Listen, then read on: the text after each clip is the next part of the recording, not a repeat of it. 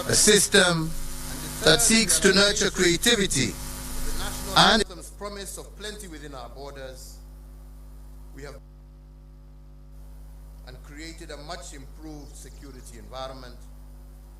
Critically, we muted the wave of terror attacks that had placed a stranglehold on our nation, reduced crime rates, and secured significant progress in terms of illicit trade in firearms and other long-standing security challenges. We achieved this by retooling our security organs and making them more capable to address the dynamic, contemporary security challenges that Kenya faces. To realize the dream of equitable development, we have fostered and given impetus to the devolved system of governance. In line with the 2010 Constitution, we institutionalized devolution and forever changed the face of Kenya.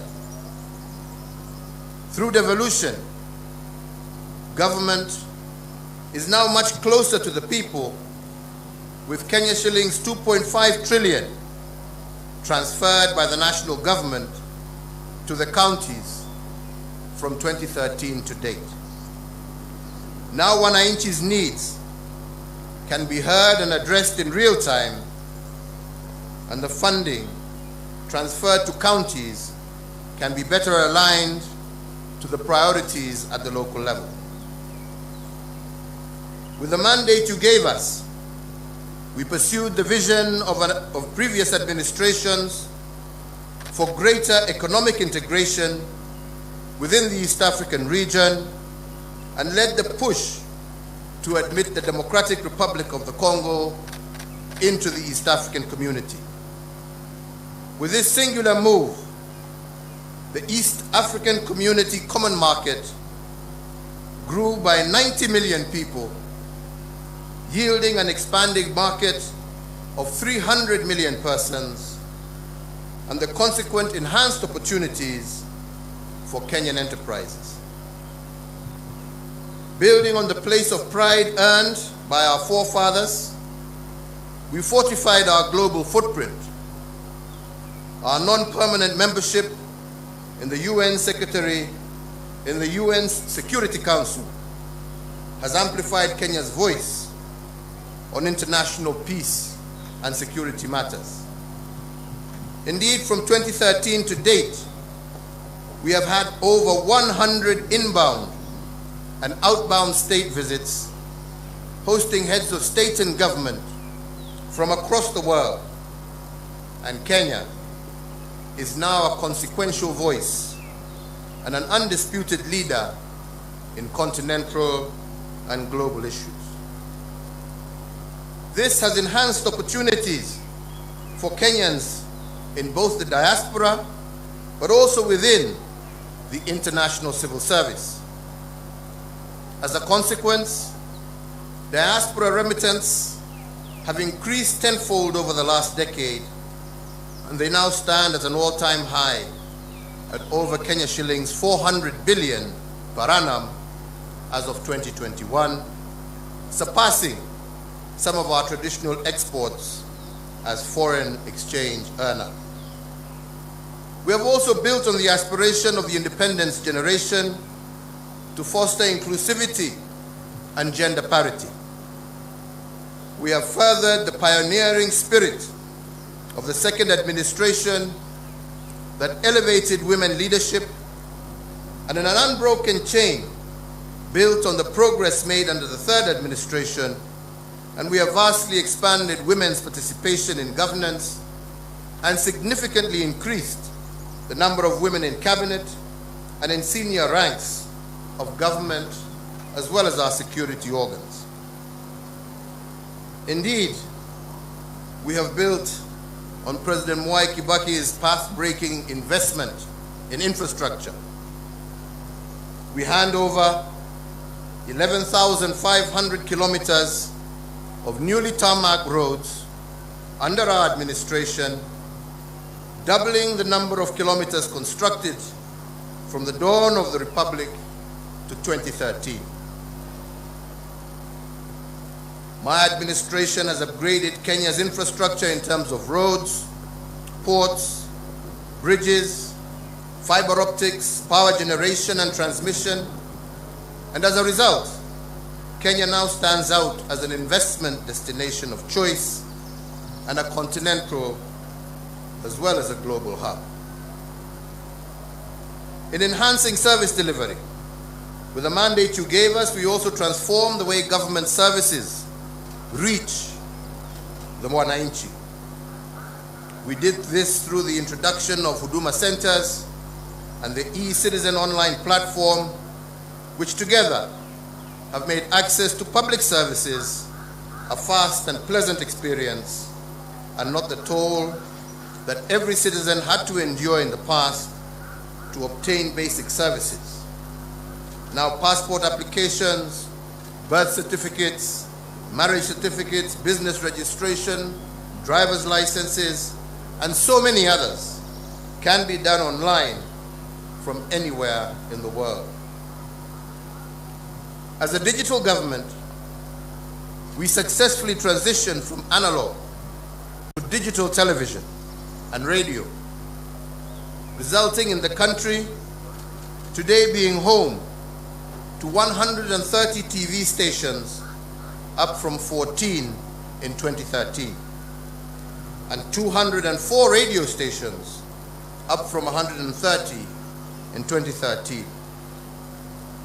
These figures do not factor the massive expansion in the digital space that has seen many hundreds of thousands of Kenyans successfully monetize various digital communication avenues.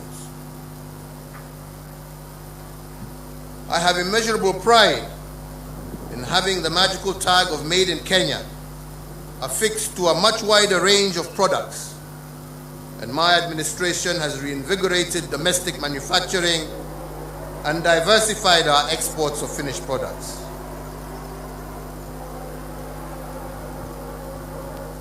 From my predecessor, President Mwai Kibaki, we picked up a country that was the 12th largest economy in Africa to its current position as Africa's 6th largest economy.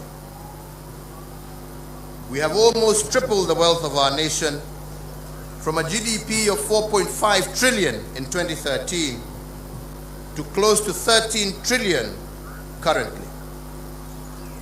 Consequently, the income per capita also rose sharply from Kenya shillings 127,065 per person in 2013 to Kenya shillings 245,045 per person in 2021.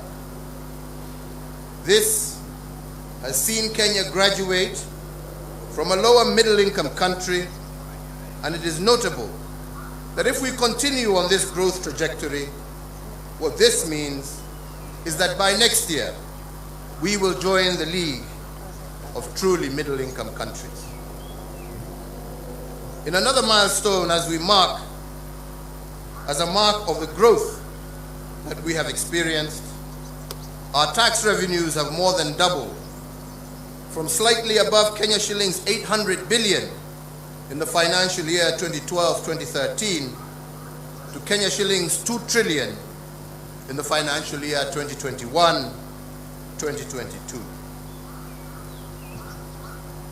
The dream of our forefathers was to rid the country of disease, ignorance, and hunger. And to bring the nation closer to this goal, in addition to the educational gains I highlighted earlier, we have connected more than 13 million Kenyans to clean water and registered a 400% growth in the number of Kenyans issued with NHIF cards, with 17.1 million Kenyans currently issued compared to 4.4 million issued as at April 2013. To enhance access to healthcare, we have constructed countrywide an additional 1,912 healthcare facilities across all levels of care, representing a 43% increase in the total number of public health facilities in the country. These facilities range from the recently commissioned modern state-of-the-art Level 6 Kenyatta University Teaching, Referral and Research Hospital to health centers and dispensaries at the village level. So fellow Kenyans, every administration has added arrows to our national quiver in energy production. When I took the oath of office in 2013, Kenya's total grid was 1,300 megawatts. This now stands at 2,700 megawatts. But even as we doubled power production, we ensured that our exploits did not break the intergenerational chain of sustainable development. Thus, 80% of the power that Kenya generates is green energy, propelling Kenya to an unenviable position as a continental leader and a pioneering global role model in the generation of green energy. To share in this plenty with all Kenyan families, we have tripled the number of households with access to electricity by connecting an extra 6.3 million households, up from 2.3 million households in 2013. So I therefore hand over in an unbroken chain a country that has connected more people to electricity, more homes to electricity than any other country in Africa over the last decade. We also heeded that intergenerational call to be conscious, to conserve our heritage and splendor so as to pass it on to future generations in as good a state as it was given to us, if not better. We have done this by leading a planting campaign where 1.34 billion trees have been planted, moving our forest cover from 6.99% in 2013 to 8.83% in 2022, and increasing our tree cover from 12.3%, thus surpassing the set constitutional threshold of 10% in a record 5 years.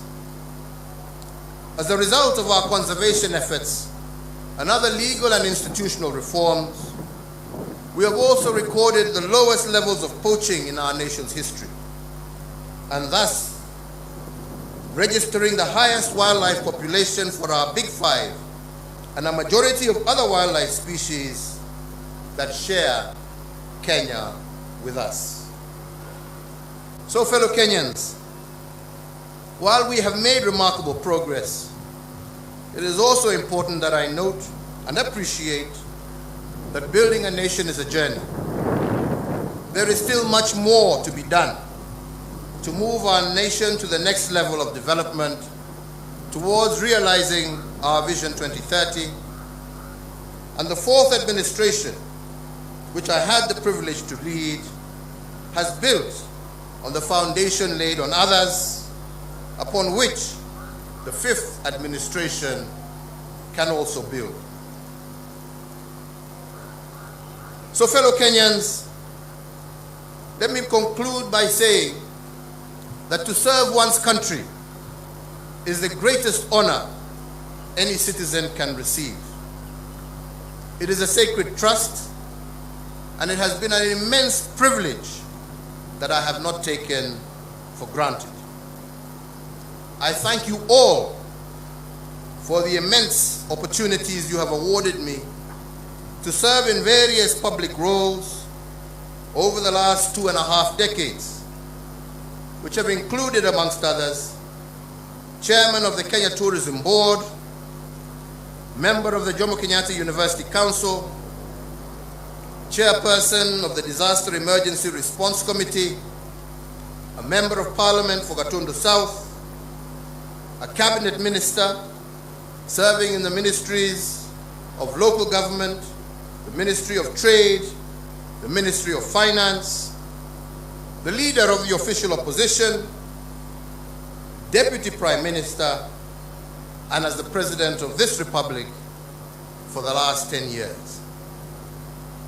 In all the work I have done as President, and in every presidential decision I have made, and in every executive action I have taken, in every bill I have proposed and assented to, I have been guided by the dream of our forefathers, and that is the dream to eliminate poverty, ignorance, and disease, and to improve the quality of life of all Kenyans, and to create conditions for everyone to achieve their dreams. As a hallmark of our democracy, therefore, I will tomorrow, before God and you, my fellow countrymen, hand over the instruments of power to our new president at the Moi International Sports Center, Kasarani. And with that, the fourth administration will come to an end, and the tenure of the fifth administration will begin.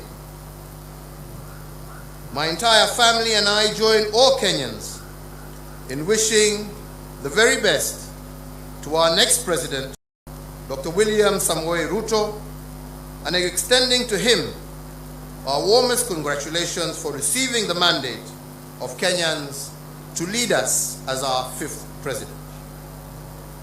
And so, Mr. President-elect, as you walk the path to your inauguration and beyond, you will be the president not just for those who voted for you, but for all Kenyans. In the prophetic words of our national anthem, we are summoned to purposefully dwell in unity, peace, and liberty, working hard and together so that plenty may be found within our borders. I therefore wish and pray for your success, as your success will be Kenya's success. I thank you all. May God bless you, and may God bless this great Republic of Kenya. Asante sana.